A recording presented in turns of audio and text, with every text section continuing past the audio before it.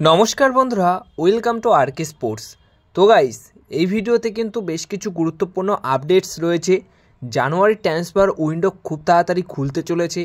তার আগেই অনেক কটা দল অনেক পরিবর্তন করতে চলেছে, সেই মতো বিভিন্ন প্লেয়ারকে টার্গেট করে সইও কমপ্লিট করে ফেলেছে এবং জানুয়ারি ট্রান্সফার উইন্ডোতে অফিসিয়াল অ্যানাউন্সমেন্ট করবে। তো কে কোন প্লেয়ার কাকে সই করালো, এই সমস্ত ট্রান্সফার আপডেটও কিন্তু শেয়ার করবো এই ভিডিওতে। এছাড়া মোহনবাগান দলকে নিয়েও রয়েছে আপডেটস। তো প্রথমেই ট্রান্সফার আপডেটগুলো এক এক করে শেয়ার করি। তো ট্রান্সফার আপডেটের মধ্যে অবশ্যই হায়দ্রাবাদ এফসি দল কিন্তু সই করানোর জন্য অ্যাডভান্স স্টক চালাচ্ছে আগুস্টিন লাল রোচানার সাথে। আগুস্টিন লাল রোচানা যিনি একজন ইন্ডিয়ান প্লেয়ার, তো এই ফুটবলারটিকে দলে নেবার জন্য কথাবার্তা প্রায় পাকা করে ফেলেছে হায়দ্রাবাদ এফসি দল।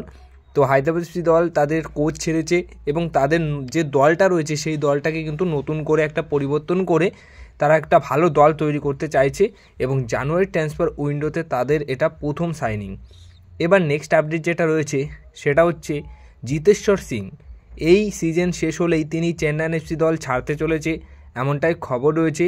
23 বছর বয়সী এই মিডফিল্ডার কিন্তু এই সিজন শুরু হওয়ার আগে লাস্ট ইয়ার দুর্দান্ত পারফরমেন্স করেছিল, কিন্তু এই সিজনে তেমন একটা সুযোগ পাচ্ছে না, তেমন ভালো পারফরমেন্সও করতে পারছে না, যার দরুন তিনি কিন্তু দল পরিবর্তন করতে চলেছে।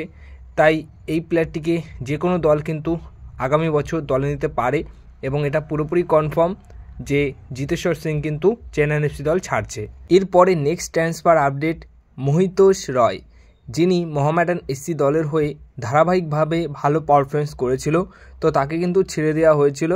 বাট এই জানুয়ারি ট্রান্সফার উইন্ডোতে লং টার্ম কন্ট্রাক্ট তার সাথে করতে চলেছে, মানে একটা লম্বা চুক্তিতে আবার মোহামেডান এসসি দলেই রিজয়েন হচ্ছে বা আবার সই করছে মহিতোষ রয়।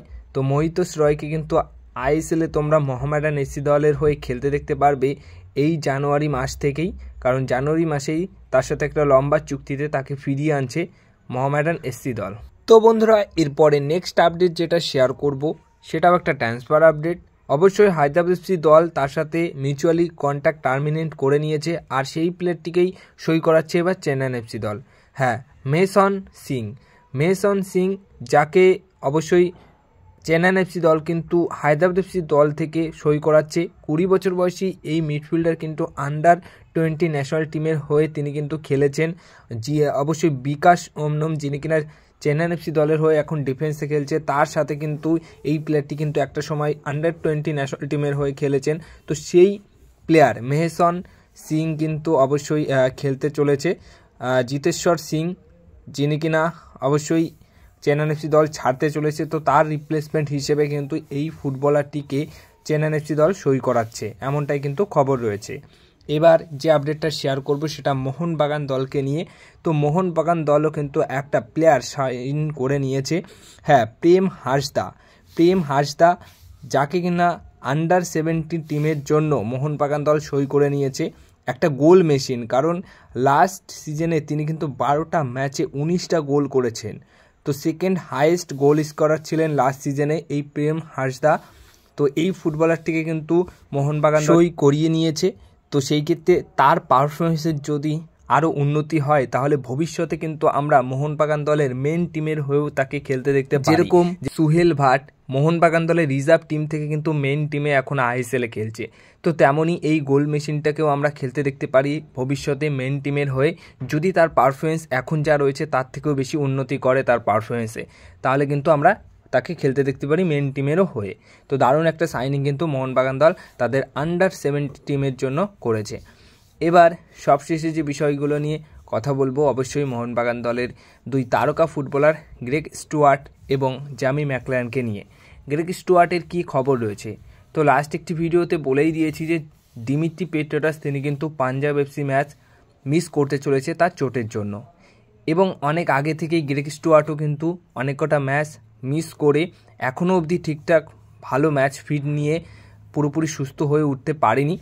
তো তাকে কিন্তু সময় দেওয়া হচ্ছে এবং কোনো রকম তাকে নিয়ে রিস্ক নিতে চাইছে না কোচ মলিনা সহ ম্যানেজমেন্ট।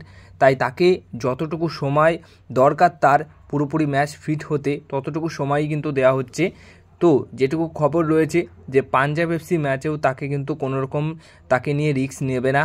তো যদি মনে হয় শেষ মুহূর্তে গিয়ে যদি মনে হয় যে তিনি 10 থেকে 20 মিনিট খেলতে পারবে, তাহলে তাকে কিন্তু টিম লিস্টে রাখা হবে, রিজার্ভ বেঞ্চে রাখা হবে। আর যদি কোচের মনে না হয় তাহলে কিন্তু তাকে রাখা হবে না। মানে মোটামুটি এইটুকু তোমরা ধরে রাখতে পারো যে পাঞ্জাব এফসি ম্যাচ কিন্তু মিস করতে চলেছে গ্রেগ স্টুয়ার্ট। তো গ্রেগ স্টুয়ার্ট এছাড়া অবশ্যই ডিমিট্রি পেট্রাটাস, এই দুইজন ফুটবলার কিন্তু পাঞ্জাব এফসি ম্যাচে প্রায় নেই বললেই চলে। এখন তাদের বদলে মাঝমাঠে যে খেলাটা তৈরি করবে সেই প্লেয়ারটি কী হবে, সেটা নিয়েও কিন্তু বড় একটা প্রশ্ন রয়েছে। তো সেই রকমভাবে সেই প্রপার পজিশনে এবার কিন্তু সুযোগ পেতে পারে সাহাল আব্দুল সামাদ। সাহাল আব্দুল সামাদ কিন্তু একজন অ্যাটাকিং মিডফিল্ড পজিশনের প্লেয়ার। তো তাকে মানে পরিস্থিতি অনুযায়ী যে কোনো সময় যে কোনো জায়গায় খেলাতে হচ্ছে। কোচ মলিনার আপুয়ার পাশে খেলছে এবং কখনো কখনো রাইট মিডফিল্ডার এই সব পজিশনে খেলছে।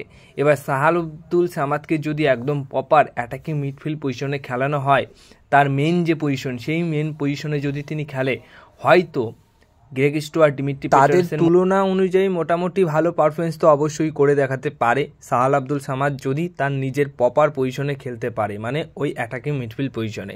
এবার দেখা যাক, এইটাই ছাড়া আর কোনো তো অপশন মোটামুটি নেই। তো সেই ক্ষেত্রে সাহাল আব্দুল সামাদ কিন্তু প্রথমবারের মতো হয়তো অ্যাটাকিং মিডফিল্ড পজিশনে প্রথম থেকে সুযোগ পেতে পারে বা শুরু করতে পারে পাঞ্জাব এফসি ম্যাচে।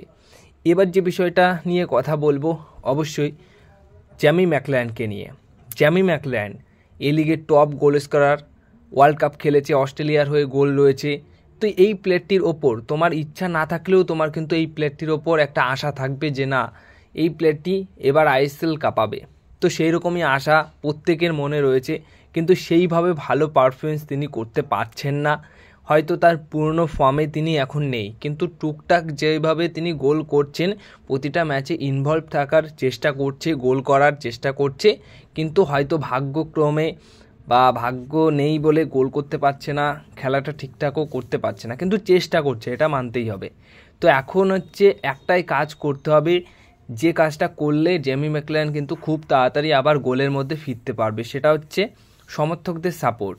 সমর্থকরা যদি কোনো প্লেয়ারকে সাপোর্ট করে তাহলে কিন্তু অনেক কিছু ভালো হয়, অনেক কিছু ভালো জিনিস ঘটতে পারে। তো সেটাই এখন জ্যামি ম্যাকলায়নের দরকার।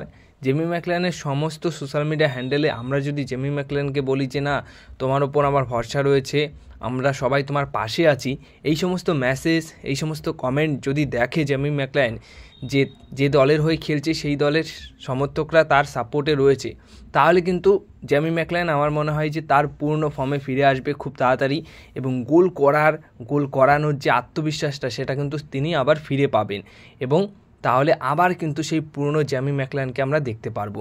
তো এটাই করার কাজ রয়েছে, যে জ্যামি ম্যাকলায়নকে বেশি করে তোমরা মেসেজ করো, কমেন্টে তোমরা লেখো যে তারা সবাই তার পাশে রয়েছে। এরকম তোমরা যদি করতে পারো তাহলে কিন্তু জ্যামি ম্যাকলায়ন নিজের আত্মবিশ্বাস ফিরে পাবে। আর এটা আমাদের একটা কাজ, যেটা আমাদের করতে হবে।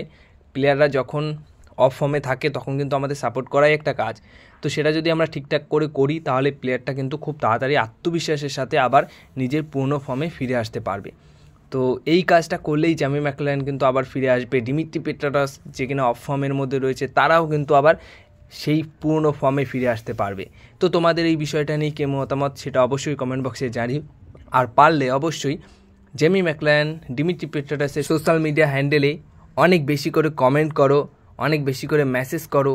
এটা অবশ্যই কমেন্ট মেসেজে লিখো যে আমরা তোমাদের পাশে রয়েছি, তোমরা তাড়াতাড়ি শক্তিশালী হয়ে ফিরে আসো নিজের পূর্ণ ফর্মে। এরকম তোমরা মেসেজ কিন্তু করতেই পারো, তাহলে কিন্তু অবশ্যই তারা ভালো আত্মবিশ্বাসের সাথে ফিরে আসবে নিজের পূর্ণ ফর্মে।